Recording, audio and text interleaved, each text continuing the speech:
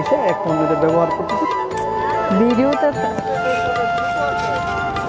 ব্যস্ত শহরে ব্যস্ত মানুষের মুক্ত বাতাসে নিঃশ্বাস নেওয়ার ছোট্ট একটা স্থান হচ্ছে ছাদ বাগান।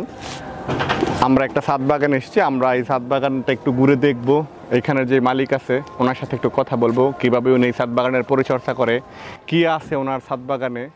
চলেন আমরা একটু দেখি। আসসালামু আলাইকুম আপু, কেমন আছেন? ওয়ালাইকুম আসসালাম, আপনি ভালো আছেন? আছি ভালো। আপনার তো এটা ছাদ বাগান না? হ্যাঁ, কতদিন হলো এই ছাদ বাগানের? এই তো 2-2.5 বছর হয়ে গেছে। কি কি আছে আপনার এই বাগানে? এটা কি গাছ?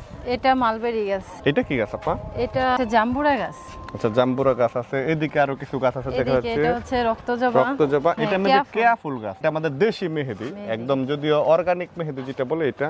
এটা কাঠগোলাপ না? হ্যাঁ, এটা কাঠগোলাপ খুবই এটা পরিচিত হলুদ কালারের। এবং হচ্ছে এটা ট্রেন্ডি একটা গাছ। একটা টগর গাছও দেখা যাচ্ছে, মিনি টগর বলে এটাকে। টবে ব্যবহার করার জন্য এটা আসলে বিশেষ উপযোগী এই গাছটা। ক্যাকটাস গাছ, যার বাংলা নাম খুব কঠিন একটা নাম, ফণিমনসা।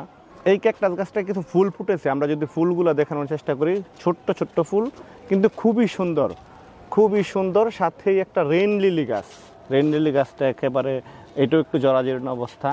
আমার সবচেয়ে প্রিয় যে ফুল নয়নতারা, নয়নে নয়ন রাখিতে পারি না নয়নতারার জন্য, দেখানোর চেষ্টা করছি নয়নতারা ফুল। আপু আপনি একটু যদি এদিকে দেখেন, আপনার নয়নতারা ফুল কিন্তু ফুটেছে, জি, কিন্তু তারপর আমরা একটু সমস্যা দেখতে পাচ্ছি যে পাতাগুলো কিন্তু লাল হয়ে যাচ্ছে এবং মাটির যে গুণগত মান এটাও কিন্তু অনেকটা কমে যাচ্ছে।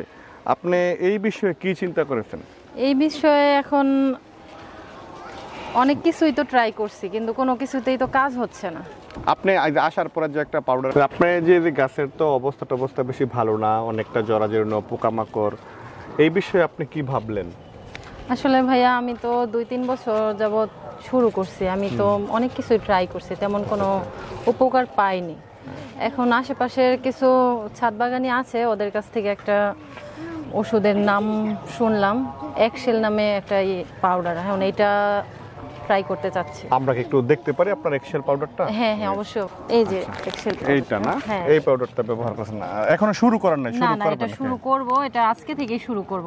আচ্ছা আচ্ছা, তাহলে শুরু করুক। শুরু করলে আমরা আবার কয়েকদিন পরে এসে দেখবো যে উনি কতটুকু ফলাফল পাইছে। যদি ভালো হয় আমরা একটু এক্সেল পাউডারটা দেখি।